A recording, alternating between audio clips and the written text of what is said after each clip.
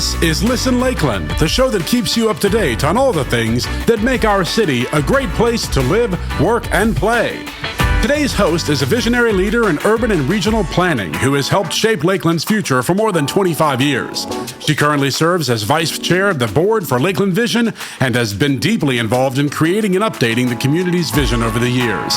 Her career includes leadership roles as executive director of the Central Florida Regional Planning Council, planning director for both the City of Lakeland and Polk County, and director of the Polk Transportation Planning Organization. She's passionate about helping communities look ahead and build the partnerships they need to achieve a shared vision. Here's your host, Pat Steed. Welcome to the good life. Good morning. Thank you for joining us for the May edition of the Listen Lakeland show, a show highlighting people, places, initiatives, and organizations that make our community an exceptional place to call home. I'm Pat Steed, a board member of Lakeland Vision. Today, our show will focus on hurricane preparedness and our lessons learned from last year's horrific storm season.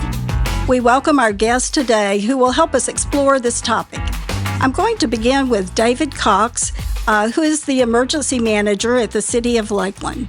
He has spent his career in emergency preparedness, response, and recovery, serving as a firefighter, a federal law enforcement officer, and serving 28 years as a Marine Corps officer, still active in the reserves. Also joining us today is Korey Bush, who serves as the Assistant General Manager of Customer Service at Lakeland Electric. Over the last 22 years, he has held many positions in the electric system operations and is currently responsible for application support, customer contact, energy and business services, field service, marketing and communications, and revenue management. I really thank both of you for being with us today. It's no coincidence that our program today, it will be discussing hurricane preparedness because the official beginning of hurricane season, of course, is June 1st, which will be upon us very quickly. And the best time to mentally prepare for what may be an unexpected season ahead of us is to really start early. And so we're going to explore today what citizens and businesses need to do as they prepare, and also what our city electric department and other emergency responders do in their preparation for the always unknown potential storm season. So I'd like to begin with you, David, and it would be great if you could just share with us what you do in your role as emergency manager with the city. Okay. Emergency management is broken into 4 or 5 phases, depending on which model you subscribe to. But it's basically prevention, mitigation, preparedness, response, and recovery. And most people think of an emergency, they think of the response to that emergency, but that's actually the smallest part of my role. Obviously, if there is an emergency, the city stands up an emergency operations center. I have a role in that, and really it boils down to making sure that I'm collecting, analyzing, and passing information and resources to those that make decisions, whether it be the on-scene commander of an incident or the city management, so they can make informed decisions on what to do. But the vast majority of my time before and after an emergency is preparing for it, working with grants to do mitigation measures here in the city, and also recovering, working with FEMA, getting reimbursements, and then looking how we can get better. So we do thorough after actions and lessons learned, and then we apply them to the next event. So we're going to talk a little bit more about some of the things you might have talked about our audience might not be familiar with. But as we talk about those things, you said information and communications, and that's such an important role of what all of us do. And Korey, as manager of customer service, obviously communications is critical to your job. And how does your role interact with helping prepare the community for a hurricane season? So with Lakeland Electric, it's our storm preparedness is we are always in prep mode. Coming out of last year's storm season, we did a really good job of communicating, pre-storm, during the event, and also post-storm. We serve a community that wants information, and we've learned from our mistakes and learned from our experiences in the past with the plethora of storms we've had in the past in my career. I've been here 23 years now, and so we just try to get better, and we try to put our perspective in the customer's role. What do they want to know? What do they want to hear? What can we do to put out a lot of the angst of our customers that are in need, and get out as much information that we can pass along as possible. We've got a very good communications manager here at Catherine Lacey that has done a tremendous job and has just keeps getting better and better at this role. Unfortunately, it's something we have a lot of practice in, but she has got a good hold on and how to balance the information. So great. And we'll maybe get a chance to talk a little bit more about how we get that information Absolutely. out later, too. So I want to start with your perspectives on what might be some of the most important things that citizens need to know as they prepare for hurricane season. And perhaps you might also want to share where good places to get more detailed information on those things are. So would you like to start, David? Sure. I think the biggest thing I can recommend is have a plan before the hurricane. It sounds simplistic, but unfortunately, a lot of people are reactive instead of proactive. Know what you're going to do. If your plan is to go to a shelter or leave your home, how are you going to leave your home and secure it? If you're going to shelter in place at your home, do you have the food, water, medication, all your key documents, all these things that you should be thinking about ahead of time. So it's having a plan, having a communications plan, where you're getting information, how are you communicating with your family, having a go bag or a shelter in place bag, little things, filling up your gas tank, getting propane, all those things. That will make it easier if the power goes out for you to gap that time where you're going to be on your own, and also have a way to contact the first responders, because it's an emergency. If something really goes catastrophically wrong, you need to have a way to get in touch with those that will come to help. So whatever that is, cell phone service is usually reliable, but we did have some cell phone outage this past storm. So have second and third plans if everything goes wrong. Sounds like some good advice. How about your perspective, Korey? So from Lakeland Electric's perspective, and again, reiterating the first piece, is our storm prep is ongoing, and it starts early for us. We're ordering supplies, we're inspecting our equipment, we're running simulations, getting our communication protocols together. So that's kind of the utilities role. For the community and our customers, we have a one-stop storm shop for customers. Our hurricane guide is that place they can go. Everything from safety tips, how to have access to our outage updates, all the information that we're going to put out. We want folks to be plugged in now, so when the storm does hit, they have all those avenues for communications. This year's guide will be out shortly in May, so look for that. We do hard copies. You can get a digital copy, but there's a lot of information in those guides to echo David's sentiment, to prepare yourself in your homes for the worst case scenario. Some really good advice. One of the things that you mentioned is really the preparations that go on from Lakeland Electric. I've been around a long time. It's really the perspective that since you always have to be ready, and disasters can be other disasters than just hurricanes, we all recognize that, but that preparedness role. Taking that kind of to your side, David, and you work with many different areas of the city, obviously, and you also work with many other first responders and emergency preparedness. Because this is something we do on a local level, we do it on a county level, we do it on a regional level, we do it on a state level, and then there's a federal level. So there's all of those levels of government working together with many private sector people involved to make sure that we prepare, and then, of course, the recovery part is even more people involved. From that perspective, though, how do you work with the city on helping them to prepare things like the infrastructure, operations and staffing, and just kind of that whole role of things that come into play as you all make sure you're ready for another season, particularly as we think about hurricanes? Right. So just like Korey said about Lakeland Electric, the city is always preparing as well. There's no start point and an end point. So We work with each department that has their own individual emergency operations plan based on their specialty. So I'm never going to be directing the police how to be police officers. I'm never going to be directing firefighters how to fight a fire. So they have their own internal processes. But what I do is I bring to the table the opportunity to exercise them and to validate them. So as my position gets more mature, we'll do tabletop exercises, command post exercises, and maybe even full-scale exercises where we're bringing some of these scenarios into play so that we're practicing it before it's real. We always say it's sets and reps. That's how you get stronger, to use a weightlifting term. But the other thing too is we are in lockstep with the county for the most part. In most of the things we do, we have liaisons there during the hurricanes working in their emergency operations center. So we also use their resources as well and their exercises. So it's a nonstop process. And then the other part of this too is infrastructure. We're always looking for opportunities to harden or improve our infrastructure within the city. A lot of times that has to be funded through grants though. So that's a limiting factor.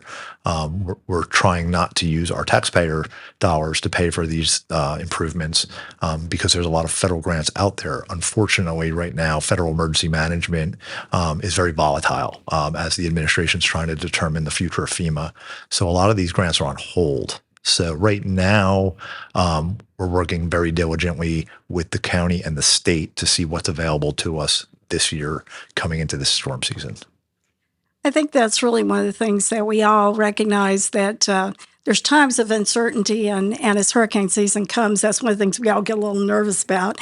But there is a changing landscape. But many of our, I think one of the important things is that our organizations like Lakeland Electric and like the city, the county, the regional organizations all work together and have been for decades and decades and decades. And although personnel may come and go, those organizations, they have their plans, they follow their plans.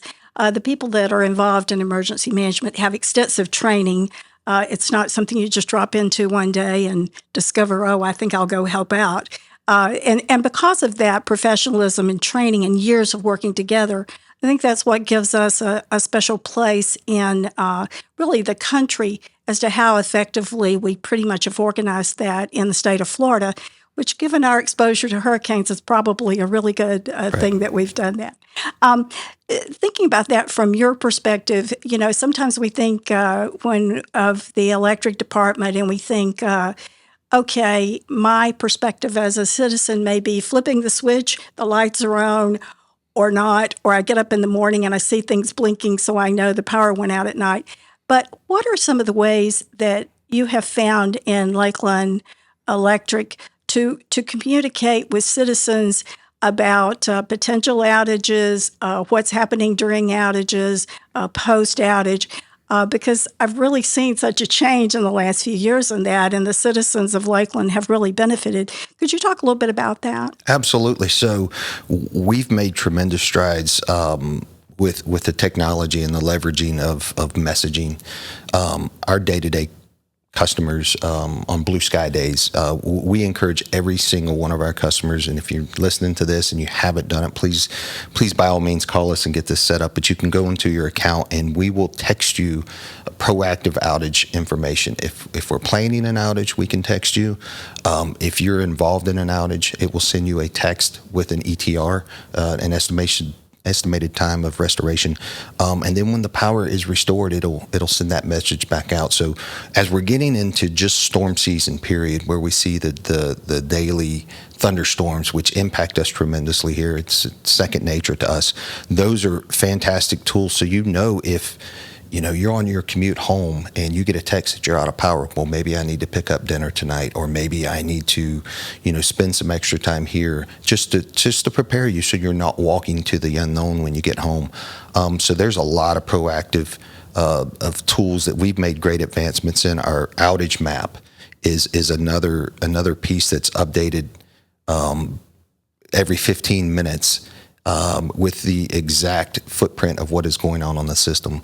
We launched last October. Actually, in the middle of Hurricane Milton was the launch date, which was kind of ironic. But the new Lakeland Electric app, and it has access to the outage map on there. There's a lot of messaging pushed out through the app. Plus, you can have access to your account and do some things to pay your bills. But those are some of the tools that we're leveraging. We've gotten tremendous feedback. During the hurricane, we always see an uptick in the logins too. So we track that and see who's looking.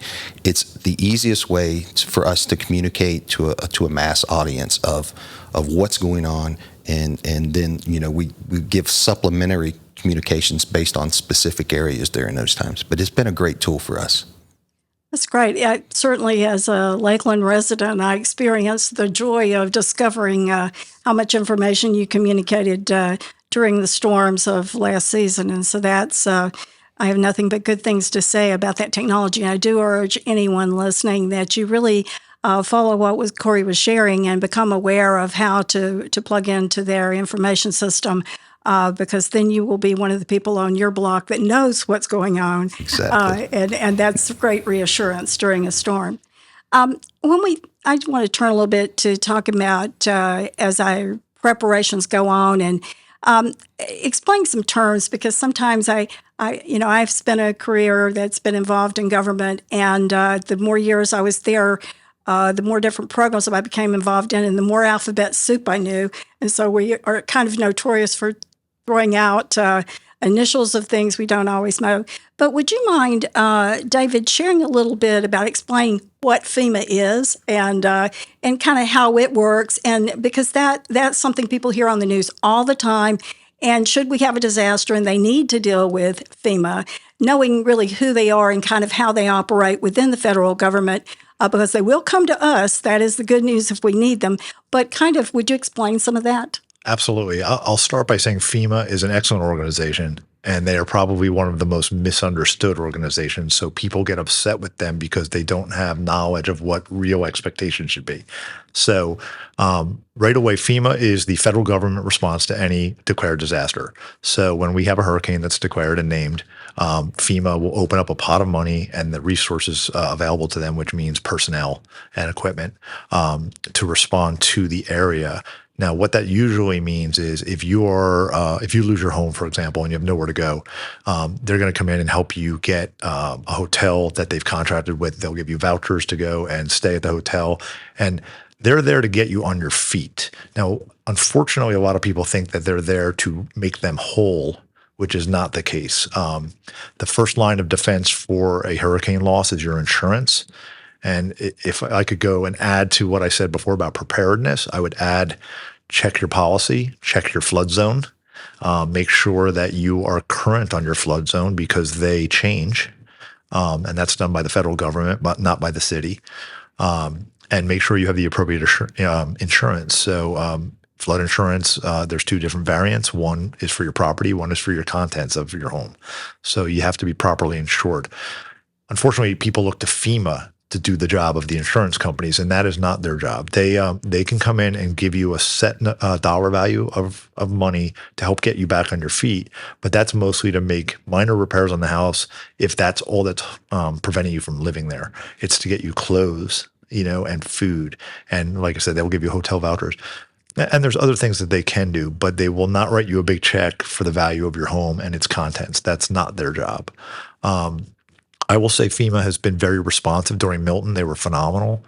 They did have to move a lot of people, not just from our area, but even down in Hillsborough and Pinellas counties that were hit even harder than us.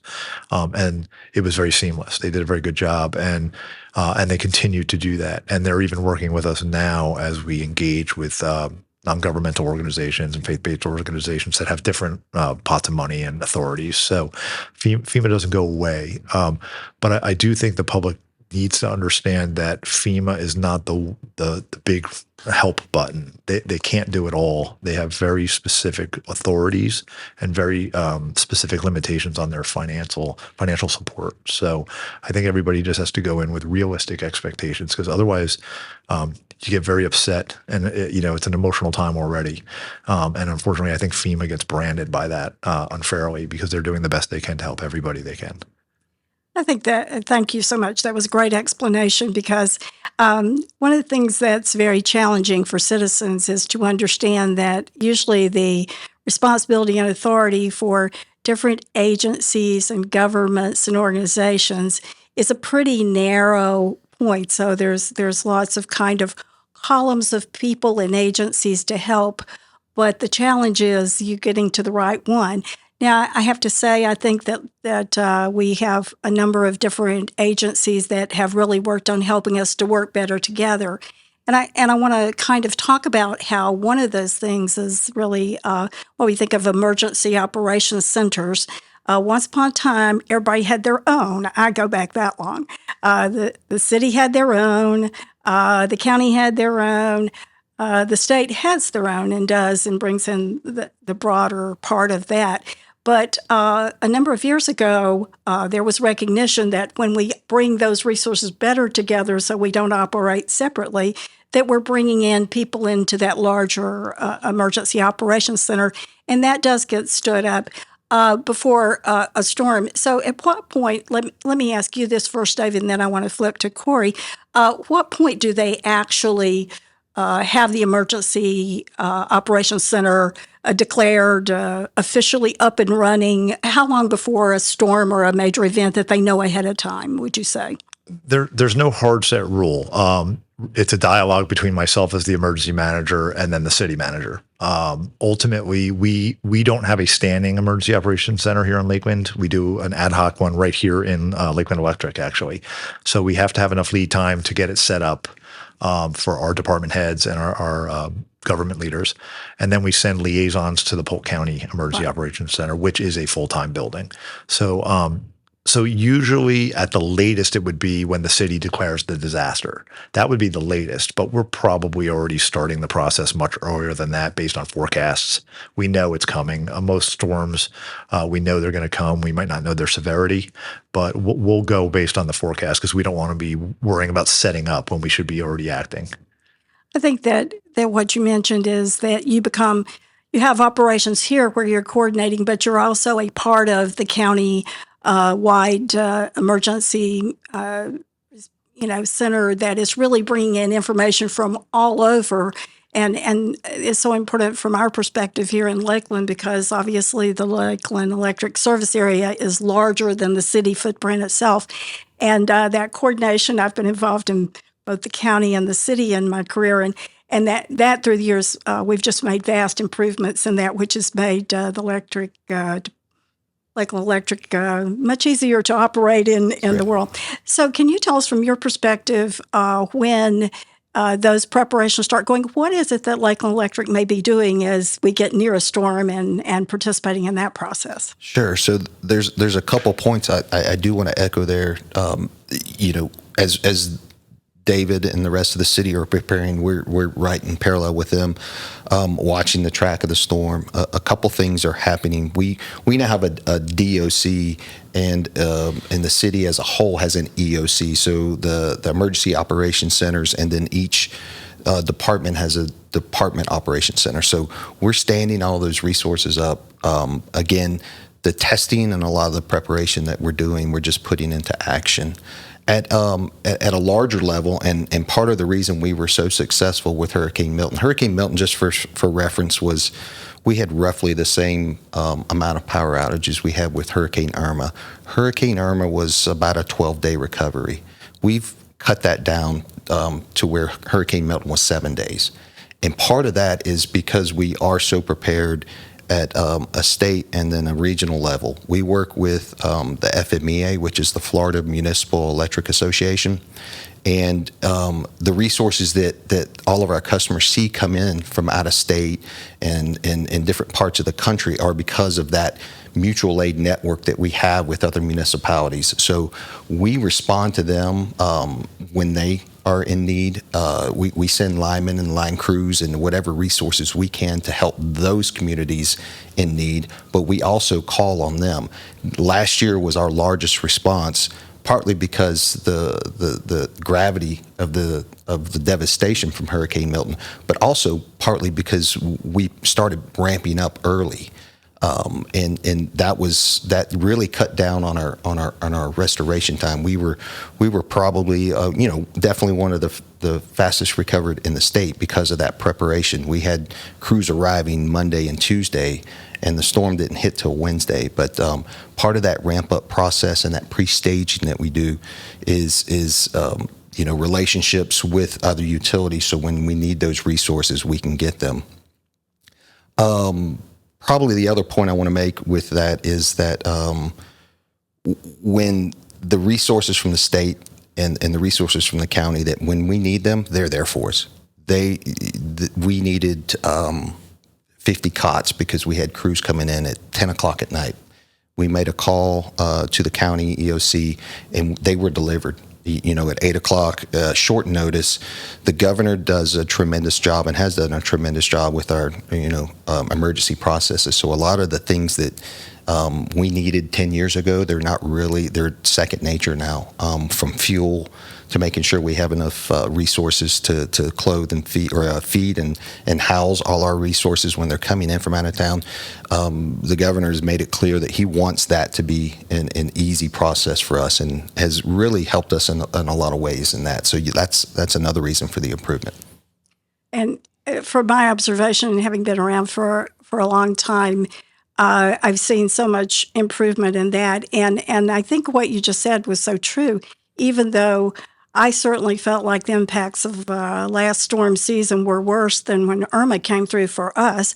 The recovery was incredibly fast from the Lakeland Electric standpoint, and also from other city services as well.